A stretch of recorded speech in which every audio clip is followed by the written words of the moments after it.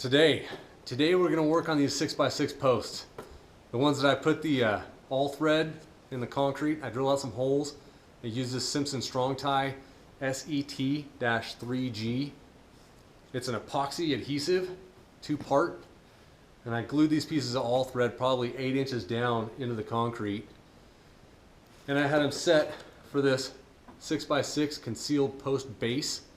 That's what's going to sit underneath these 6x6s and hold them in the ground.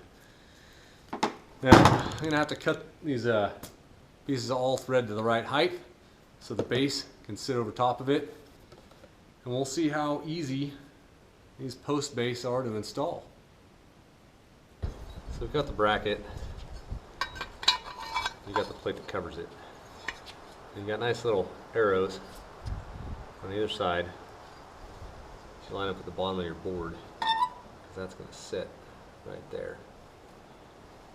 And you can make your marks for your hole. I'll take it. There you go.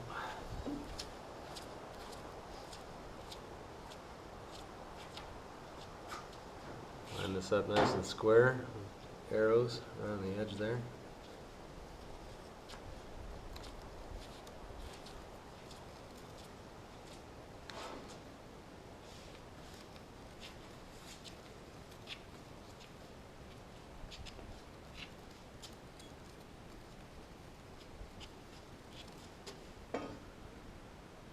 And drill them straight through.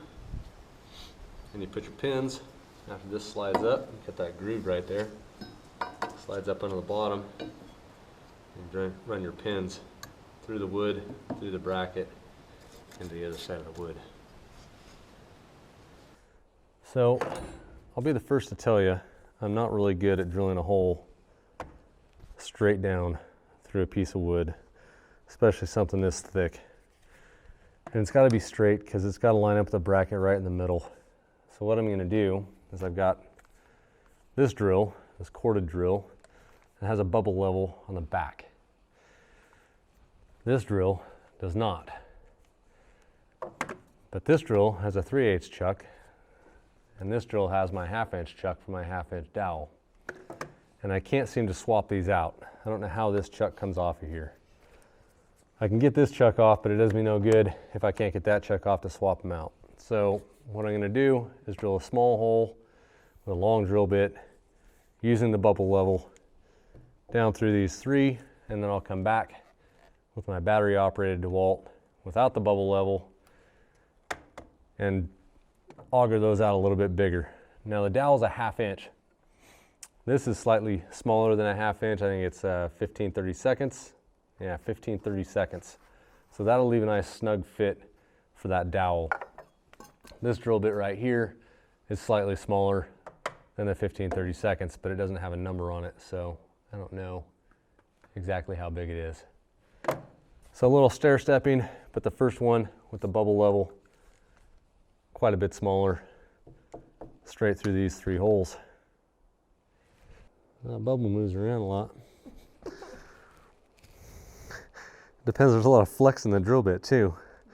So you gotta push straight down while holding that bubble right in the middle.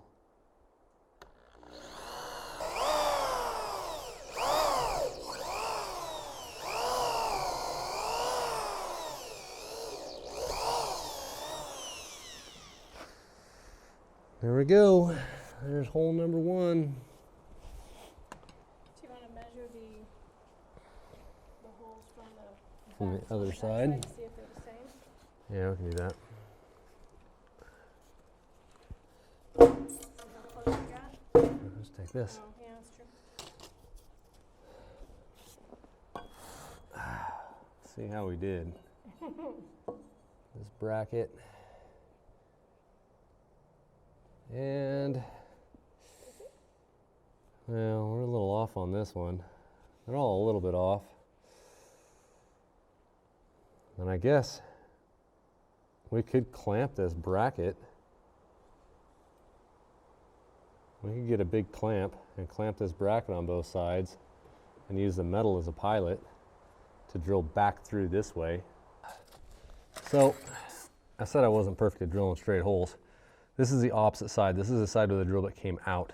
We've lined up our marks, and we can see we are a little bit off. We have little half moons. We're not dead center. So I've decided to try and straighten this up as I drill the next holes, to line this up on the backside and use these holes as a pilot by clamping it in place. And I'll run this next drill bit through, and hopefully that'll straighten those up a little bit. The holes, these are pretty close. If you think about it, in the middle, they're going to be even closer. And your dowel pin has beveled edges, so you can tap this thing into place if these holes are just a little bit off. And the holes in this bracket are bigger than the dowel pin. It's one reason why I want the holes in the wood to be a little bit smaller than the dowel pin, so it sits real snug in the wood and doesn't have a tendency to come out. But anyway, we'll get this next set of holes drilled here.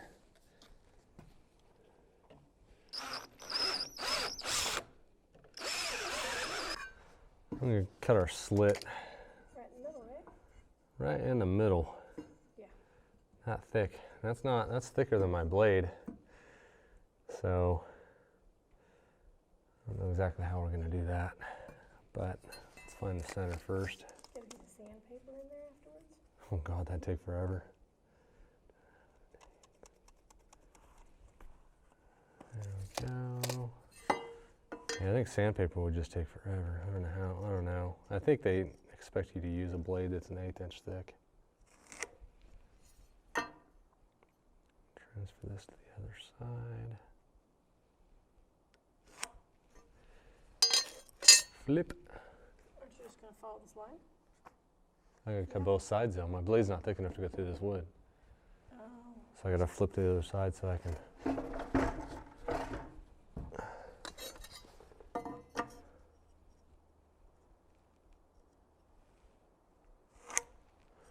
And they say, what, 5 inches did they say? 5. Yeah. No, maybe not. Oh, yeah. Start where your line is. Yeah, 5 is deeper than this.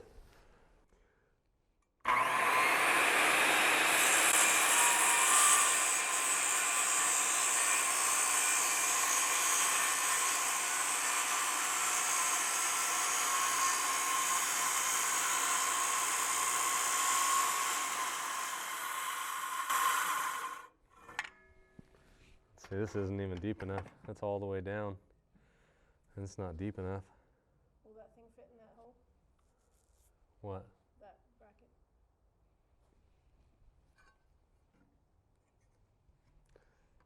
Yeah, it could. Yeah. It could. Fit in there? I think we're good though, right there. Yeah? I think we're good. It's pretty well lined up with this Yeah. thin little cut. The cut will get a little bit thicker. It might go a little farther by the time the swing arm gets all the way down, but not by much. We'll find out.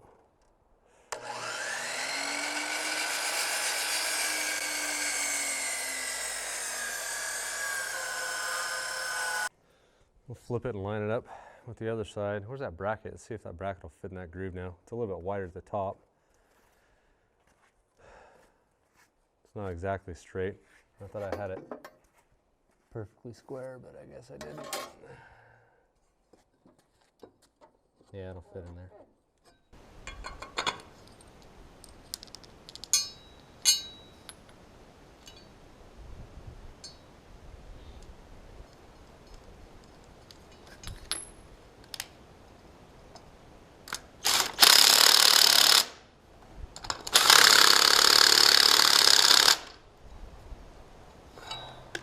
Yeah.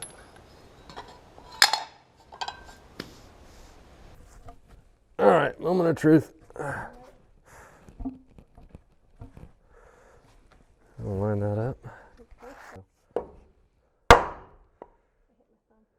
How'd you hit your thumb? With the handle. Oh.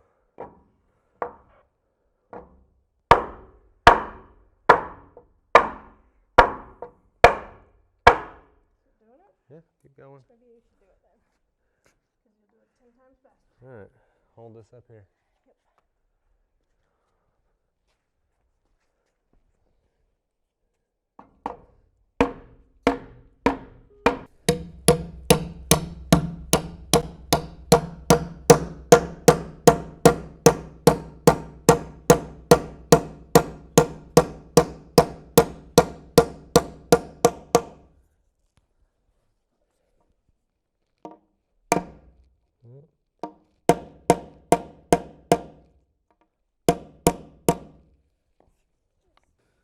So the only thing about this is it doesn't come with any type of plug to plug these holes or this groove over here you have to cut.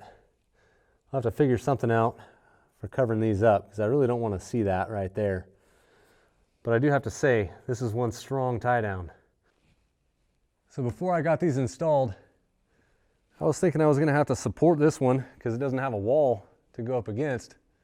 Just out here in the middle of nowhere, I was thinking I was going to have to run some 2x4s down or something to give it more like a tripod base to keep it stable. This thing's pretty solid though, almost 8 foot tall. Well, it is 8 foot tall with the 1 inch plate in the bottom. I'm just going to leave it like that. We'll get that center beam, get those pieces in here, get them cut, get those put up, and that'll lock everything in place. Until next time, guys, go make something.